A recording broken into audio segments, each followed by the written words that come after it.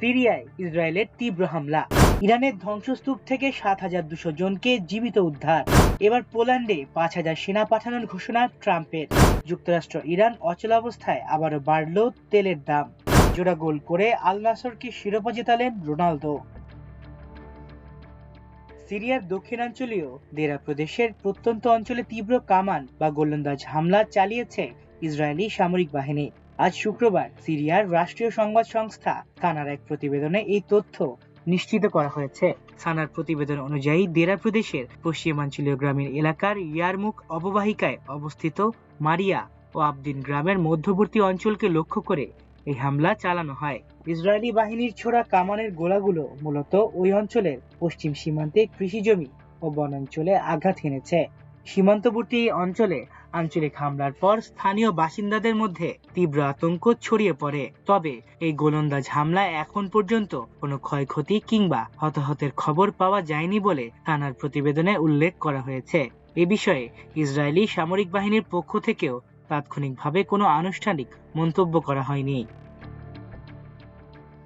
যুক্তরাষ্ট্র ও ইসরায়েলের বিমান হামলায় ক্ষতিগ্রস্তদের উদ্ধারের বেশ কিছু ভিডিও প্রথমবারের মতো প্রকাশ করেছে ইরানি রেড ক্রিসেন্ট সোসাইটি IRCS। বর্তমান যুদ্ধবিরতি কার্যকর হওয়ার আগে দেশটির ওপর চালানো হামলায় কর্মী ও স্বেচ্ছাসেবকদের উদ্ধার তৎপরতার চিত্র এসব ভিডিওতে উঠে এসেছে। ভিডিওগুলোতে দেখা যায় বোমা হামলায় বহুতল আবাসিক ভবন সহ পুরো ভবন ধ্বংসস্তূপে পরিণত হয়েছে এবং সেখান থেকে ধুলোবালিতে মাখামাখি একাধিক মানুষকে টেনে বের করে আনা হচ্ছে। সামাজিক যোগাযোগ মাধ্যমে দেয়া এক পোস্টে এই মানবিক সহায়তা সংস্থাটি জানিয়েছে ২৮ ফেব্রুয়ারি থেকে শুরু করে ৮ এপ্রিল যুদ্ধবিরতি হওয়া পর্যন্ত যুদ্ধ চলাকালে IRCS এর ত্রাণকর্মীরা ধ্বংসস্তূপের নিচ থেকে ৭,২০০-র বেশি মানুষকে জীবিত উদ্ধার করেছেন। পোল্যান্ডে অতিরিক্ত ৫,০০০ মার্কিন সেনা পাঠানোর ঘোষণা দিয়েছেন মার্কিন প্রেসিডেন্ট ডোনাল্ড ট্রাম্প। ট্রাম্প প্রশাসন গত কয়েক সপ্তাহ ধরে ইউরোপে মার্কিন সেনা উপস্থিতি কমানোর কথা বলে বৃহস্পতিবারের এই ঘোষণা নতুন করে বিভ্রান্তি তৈরি করেছে। এর আগে ট্রাম্প প্রশাসন জানিয়েছিল ইউরোপে প্রায় ৫,০০০ মার্কিন সেনা কমানো হবে। মার্কিন কর্মকর্তারাও নিশ্চিত করেছিলেন প্রায় ৪,০০০ সেনা আর পোল্যান্ডে মোতায়েন করা হচ্ছে না। এ অবস্থায় ট্রাম্পের নতুন ঘোষণা ইউরোপীয় মিত্রদের মধ্যে অনিশ্চয়তা আরো বাড়িয়েছে। কারণ ট্রাম্প প্রশাসন দীর্ঘদিন ধরে অভিযোগ করে আসছে যে ন্যাটো সদস্য দেশগুলো নিজেদের প্রতিরক্ষার দায়িত্ব যথেষ্ট নিচ্ছে না এবং ইরান যুদ্ধেও পর্যাপ্ত সহায়তা দিচ্ছে না। নিজের সামাজিক যোগাযোগ মাধ্যম ট্রুথ সোশ্যালে ট্রাম্প লেখেন, পোল্যান্ডের নবনির্বাচিত প্রেসিডেন্ট কারল নাভরোৎস্কির সফল নির্বাচনের পর এবং তার সঙ্গে আমাদের সম্পর্কের ভিত্তিতে আমি আনন্দের সঙ্গে ঘোষণা করছি যে যুক্তরাষ্ট্র অতিরিক্ত ৫,০০০ সেনা পোল্যান্ডে পাঠাবে। সাম্প্রতিক সপ্তাহগুলোতে ট্রাম্প ও পেন্টাগন বলেছিল তারা অন্তত ৫,০০০ সেনা জার্মানি থেকে সরিয়ে নিচ্ছে। জার্মান চ্যান্সেলর ফ্রিডরিখ মেটজ ইরান ইস্যুতে যুক্তরাষ্ট্র অপমানিত হয়েছে এমন মন্তব্য এবং যুদ্ধ কৌশলের সমালোচনা করার পর এই সিদ্ধান্তের কথা জানানো হয়েছিল। এরপর চলতি মাসের শুরুতে ট্রাম্প সাংবাদিকদের বলেন যুক্তরাষ্ট্র ৫,০০০-এর চেয়েও বেশি সেনা কমাবে। যুক্তরাষ্ট্র ও ইরানের মধ্যে যুদ্ধ বন্ধে চলমান আলোচনা নিয়ে অনিশ্চয়তা তৈরি হওয়ায় আন্তর্জাতিক বাজারে তেলের দাম আরো বেড়েছে। তেহরানের ইউরেনিয়াম মজুত এবং হরমুজ প্রণালী অবরোধের প্রশ্নে দুই দেশের আলোচনা এখনো অচল অবস্থায় রয়েছে।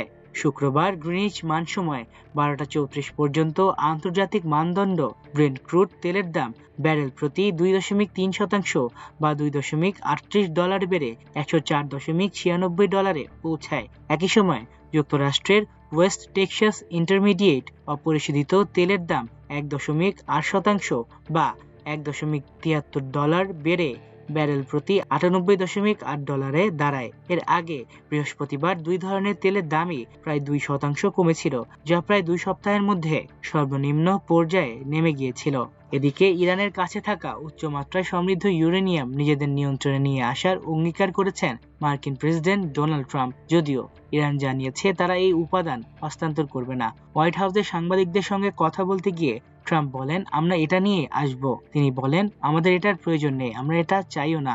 সম্ভবত হাতে পাওয়ার পর আমরা এটি ধ্বংস করে দেব, কিন্তু আমরা তাদের কাছে এটা থাকতে দেব না। অন্যদিকে ইরানের হাতে থাকা ইউরেনিয়াম অন্য কোনো দেশে পাঠানো যাবে না বলে নির্দেশ দিয়েছেন দেশটির সর্বোচ্চ নেতা আয়াতুল্লাহ মুজতবা খামেনি। ইরানের দুই জ্যেষ্ঠ পুত্রের বরাতে এমন তথ্য জানিয়েছে রয়টার্স। ইরানের এক সূত্র রয়টার্সকে বলেন, সর্বোচ্চ নেতার নির্দেশ এবং রাষ্ট্রীয় প্রতিষ্ঠানের ঐকমত্য হলো সমৃদ্ধ ইউরেনিয়ামের মজুদ দেশের বাইরে যাবে না।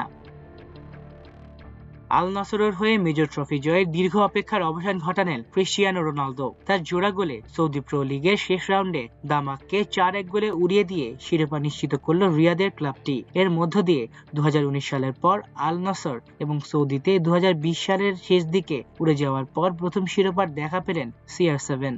আগের ম্যাচেই সৌদি প্রো লিগে শিরোপা নিশ্চিত করতে পারত আল নাসর। গোলরক্ষকের ভুলে গোল হজম করায় তাদের সেই অপেক্ষাটা আরো বেড়ে যায়, আর দলের প্রধান তারকা ক্রিস্টিয়ানো রোনালদোর মাঝে নামে রাজ্যের হতাশা।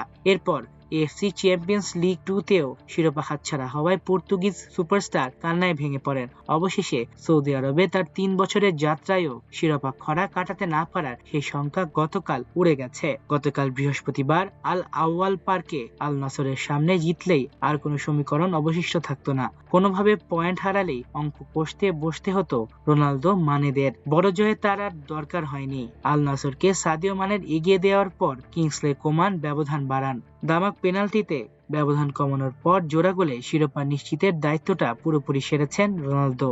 এদিন একই সময় মাঠে নেমেছিল রোনালদোর সঙ্গে শিরোপা লড়াইয়া থাকা আল হিলাল। নিজেদের ম্যাচে 3য় মিনিটেই লিড নিয়ে তার শীর্ষ দুইয়ে কিছু সময়ের জন্য পরিবর্তন আনে। এদিকে নাসর নিজেদের ম্যাচে লিড পায় 33 মিনিটে। কর্নার থেকে আসা বলে হেড দিয়ে গোল করেন সেনেগালিজ তারকা মানে।